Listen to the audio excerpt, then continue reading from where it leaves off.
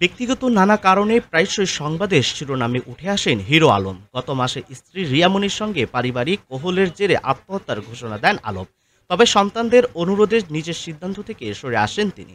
দুইজনের মধ্যে সম্পর্কের টানাপোড়েনের হার্ট অ্যাটাক করলেন আলম। বৃহস্পতিবার 11 সেপ্টেম্বর সামাজিক মাধ্যমে একটি আবেগঘন বার্তা দিয়ে আবারও নেটিজেনদের মনোযোগ কাড়লেন আলম। নিজের নিঃসঙ্গতা, অবহেলা এবং কষ্টের কথা জানিয়ে ওই পোস্টে তিনি লেখেন, এই স্বপ্নের পৃথিবীতে আমি বড় একা, সবার অবহেলার পাত্র। মানুষ মনে করে হিরো আলম অনেক সুখে আছে, অনেক টাকা। আসলে আমি অনেক সুখে নেই, আমার টাকাও নেই। এরপর তিনি যোগ করেন, একদিন হঠাৎ করে শুনবেন অবহেলার পাত্র আর আপনাদের মাঝে নেই। এদিকে হিরো আলমের পোস্টের মন্তব্যের ঘরে একজন কটাক্ষ করে লেখেন, দুইটা বউ থাকার পরেও একা বলতেছেন। অন্য একজন লিখেছেন, বউ কি আবারও চলে গেছে? আরও একজন লিখেছেন, কবে থেকে নেই হবেন ভাইয়া।